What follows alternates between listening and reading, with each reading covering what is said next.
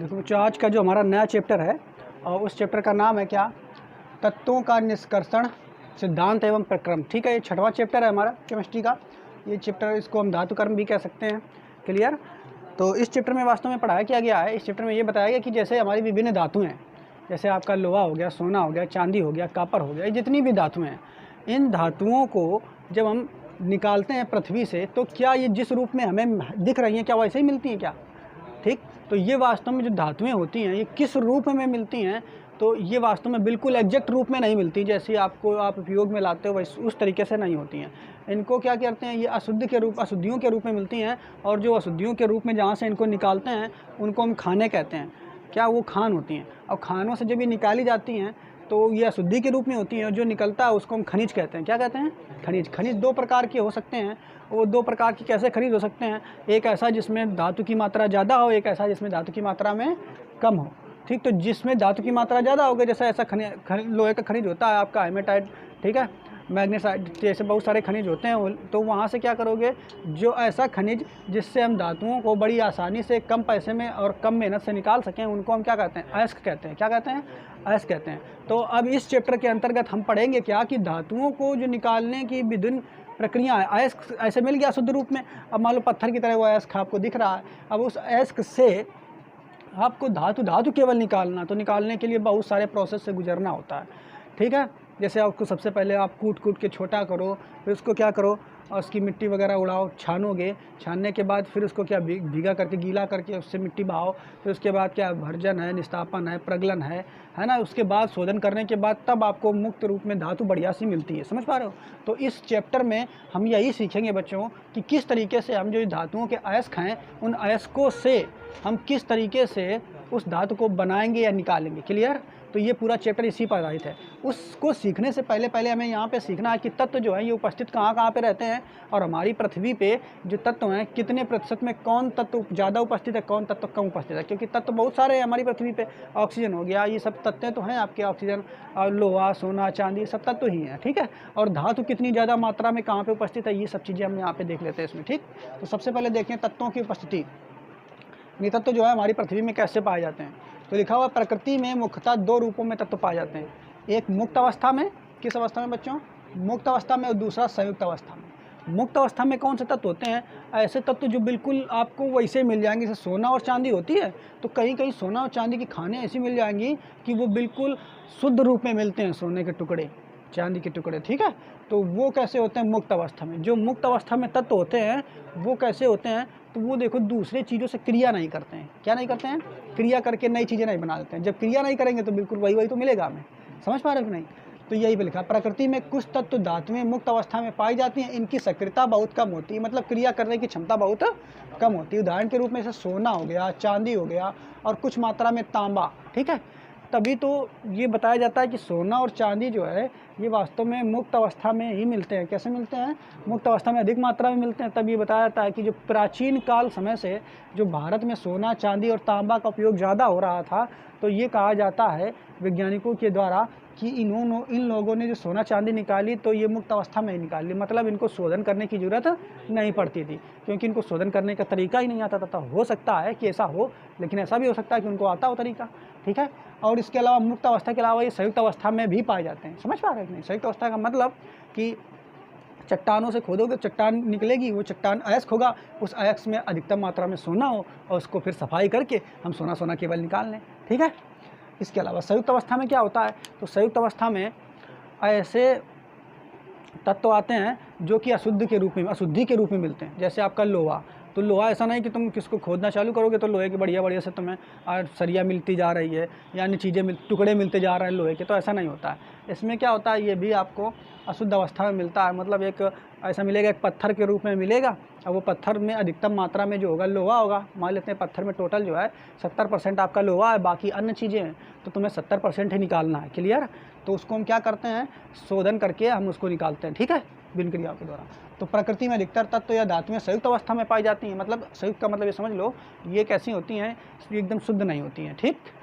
संयुक्त अवस्था में पाई जाती मतलब, और फिर तथा इनकी सक्रियता बहुत अधिक होती है। सक्रियता बहुत ज़्यादा होती है, इसी कारण ये क्या हो जाता है, संयुक्त हो जाते हैं। समझ पा रहे हो? दो चीज़ों के साथ जुड़ जाते हैं। जैसे उदाहरण आप देखोगे, आयरन आयरन भी संयुक्त अवस्था में पाया जाता है, कॉपर ये भी संयुक्त अवस्था में पाया जाता है, जिंक, लेड ये सब संयुक्त अवस्था में पाए जाते हैं। मतलब इनको अयस्क से शोधित करके हमें निकालना पड़ता है, ये बिल्कुल साफ़ सुथरा नहीं मिलता, इसको हमें शोधित करके निकालना पड़ता है। ठीक, आगे अब पढ़ेंगे तत्वों का स्रोत। तो तत्वों का स्रोत क्या है? मुख्यतः जो तत्व पाए जाते हैं ये सारे कहाँ पाए जाते हैं भाई? हम लोग रहते हैं कहाँ? पृथ्वी पर रहते हैं, तो सब कहाँ पाए जाएंगे तत्व? पृथ्वी पर ही पाए जाएंगे कि नहीं? समझ पा रहे हो कि नहीं? पृथ्वी में कहाँ पे पाए जाएंगे? तो देखो पृथ्वी अगर आप देखोगे तो पृथ्वी में 3 चीज़ें हैं। एक तो आपका ये वायुमंडल है, पृथ्वी का वही तो वायुमंडल है जहाँ आप सांस ले रहे हो। एक दूसरा आपका जलमंडल, जलमंडल में क्या आएगा? आपके समुद्र आ जाएंगे, तालाब आ जाएंगे, झीलें आ जाएंगी, तो ये दूसरा हो गया जलमंडल। और तीसरा होता है धरामंडल। धरामंडल क्या होता है? जहाँ पे आप रह रहे हो, ये पृथ्वी जो है ना, जो ये भूमि है, इसको हम धरामंडल कहते हैं। समझ पाए कि नहीं? तो एक हो गया वायुमंडल, एक हो गया जलमंडल, एक हो गया धरामंडल। वायुमंडल में कौन कौन से तत्व पाए जाते हैं? तो वायुमंडल में जब आप ऐसे, हमें मालूम है जनरली बचपन में मैंने सीखा है कि जब हम सांस लेते हैं तो सांस लेने में कौन सी हमें लेना पड़ता है? ऑक्सीजन लेते हैं। तो वायुमंडल में देखो जो मुख्य रूप से पाया जाता है तो ऑक्सीजन गैस पाई जाती है, साथ ही साथ उसमें नाइट्रोजन भी पाया जाता है, कार्बन डाइऑक्साइड भी होती हैं, हाइड्रोजन, हीलियम ये भी सब होती हैं, लेकिन थोड़ी थोड़ी मात्रा में होती हैं। तो सबसे ज़्यादा मात्रा में कौन होता है? तो देखो पृथ्वी पर लगभग 75% भाग में ये वायुमंडल, देखो वायुमंडल में लगभग 78% नाइट्रोजन होती है। कितनी होती है? 78%, यानी जो वायु इसमें घूम रहा है इसमें 78% तो केवल नाइट्रोजन ही है। इसके बाद 21% ऑक्सीजन है। 21% क्या है? ऑक्सीजन। बाकी जो परसेंट बचेगा उसमें क्या है? अन्य शेष गैसें आ जाती हैं, जैसे तुम्हारा हाइड्रोजन हो गया, हीलियम हो गया और बहुत सारी चीज़ें हैं, वे सब इसमें गैसें आ जाती हैं, कार्बन डाइऑक्साइड हो गई, ठीक है, तो वो सब इसमें आती हैं। जलमंडल की बात करें तो जलमंडल हमारी पृथ्वी पे जो समुद्र है, सबसे ज़्यादा भाग में समुद्र है। सबसे ज़्यादा भाग में क्या बच्चों? समुद्र। समुद्र हमारे पृथ्वी पे बहुत ज़्यादा मात्रा में, लगभग 75% भाग में जल है हमारी पृथ्वी। कितने परसेंट भाग में है? 75% भाग में जल है, और बाकी भाग में क्या है? भूमि है। बाकी भाग में हमारी भूमि, जहाँ पे सब देश आप लोग रहते हो, ये सब बाकी भाग में भूमि। अगर 75% भाग में जल और 25% भाग में सारे दुनिया के देश आ जाते हैं जहाँ पे आप लोग रहते हो। अब जल है तो जल में भी कुछ तत्व पाए जाएंगे।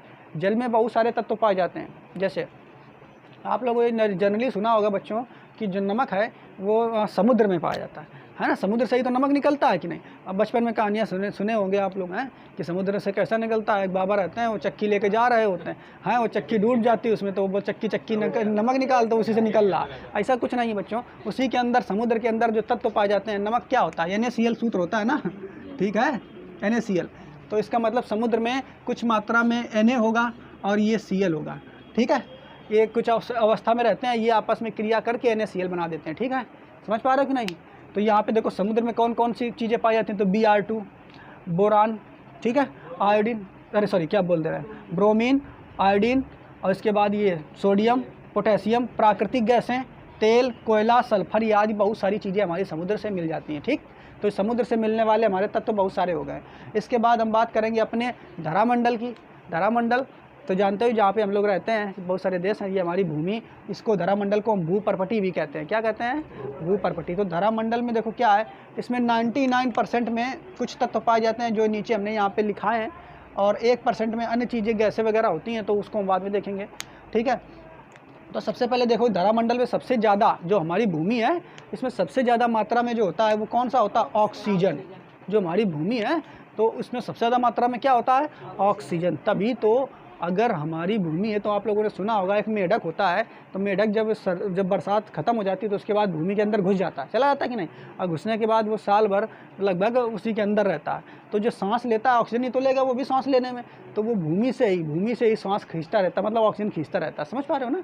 तो इसीलिए जो सबसे ज़्यादा मात्रा में आपसे पूछा जाए कि बताइए हमारी भूपर्पटी में सबसे ज़्यादा मात्रा में कौन सा तत्व होता है, तो बिल्कुल आपको याद रखना है कि हमारी पृथ्वी में सबसे ज़्यादा मात्रा में ऑक्सीजन है और 50% मात्रा में ऑक्सीजन होता है, ठीक। सबसे ज़्यादा मात्रा में कौन सा तत्व है? ऑक्सीजन। लेकिन अगर ये आपसे पूछ दे कि ये बताइए कि भूमि जो भूपर्पटी है हमारी, ये जो भूमि है, इस भूपर्पटी में सबसे ज़्यादा मात्रा में कौन सी धातु पाई जाती है, तो जैसे ही धातु कहोगे तो वहाँ पे तुम्हारा जो आएगा एल्यूमिनियम आ जाएगी। क्या आ जाएगी बच्चों? समझना ध्यान से। जैसे ही धातु की बात करेंगे तो कौन सी आ जाएगी? एल्यूमिनियम। कितना परसेंट है? तो 7.5%। बिल्कुल याद रखना है। क्या बताया? सबसे ज़्यादा मात्रा में कौन सा तत्व है? कौन सबसे ज़्यादा मात्रा में तत्व कौन सा? तो ऑक्सीजन। सबसे ज़्यादा मात्रा में तत्व कौन सा है? ऑक्सीजन। ये ऑक्सीजन कैसी गैस होती है, ऑक्सीजन धातु थोड़ा होती है। अब लेकिन सबसे ज़्यादा मात्रा में कौन सी धातु पाई जाती है? तो एल्युमिनियम, और उसके बाद फिर लोहा आता है। ठीक, तो ये 5 क्रम बिल्कुल आपको याद रहना चाहिए। सबसे ज़्यादा मात्रा में ऑक्सीजन कितना परसेंट? 50%, बिल्कुल याद हो गया। दूसरे नंबर पे सिलिकन, सिलिकन या शाही परमाणु क्रमांक तो जानते हो 14 होता है इसका। सिलिकन कितने परसेंट? 26%। इसके बाद एल्युमिनियम, एल्युमिनियम पे आओगे तो कितने परसेंट? 7.5%। इसके बाद Fe यानी कॉपर, कॉपर कितने परसेंट पाया जाता है? अरे सॉरी क्या बोल रहे हैं। इसके बाद Fe यानी आयरन, आयरन कितने परसेंट पाया जाता है? 4.7%। एक चीज़ आप देखोगे, भले ही एल्युमिनियम धातु ज़्यादा मात्रा में पाई जाती है, लेकिन ज़्यादा से ज़्यादा उपयोग हम किसका करते हैं? Fe का। आयरन का उपयोग हम ज़्यादा से ज़्यादा मात्रा में करते हैं, और ये पृथ्वी के केवल 4.7% भाग पे ही पाई जाती है। ठीक है, बात हम समझ रहे हो कि मतलब टोटल जो भू प्रॉपर्टी है उसमें कितने परसेंट में है ये? 4.7%, जबकि एल्युमिनियम कितना? 7.5%, बहुत ज़्यादा है एल्युमिनियम इससे। ठीक, आगे देखेंगे। पाँचवा जो है वो कौन सा? आपका कैल्शियम है। कौन सा बच्चों? कैल्शियम। कैल्शियम कितने परसेंट है? तो 3.4%। तो बस इसमें 2 प्रश्न आपको याद रखने हैं। सबसे पहला, सबसे ज़्यादा मात्रा में, ऐसा भू प्रॉपर्टी में सबसे ज़्यादा मात्रा में कौन सा तत्व पाया जाता है? तो ऑक्सीजन। कौन सा पाया जाता है? ऑक्सीजन। कितना परसेंट? तो 50%। लेकिन पूछेगा सबसे ज़्यादा मात्रा में कौन सी धातु पाई जाती है? तो एल्युमिनियम। ठीक, और ये धातुओं का 3 क्रम दिया, इसको भी आप याद कर लो।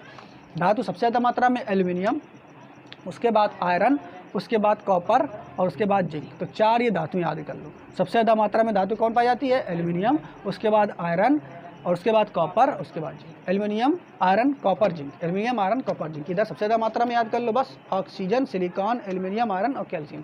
ठीक, तो यहाँ तक हमने ये सीख लिया बच्चों कि हमारे जो भू प्रॉपर्टी है उसमें कौन सा तत्व कितनी ज़्यादा मात्रा में पाया जाता है।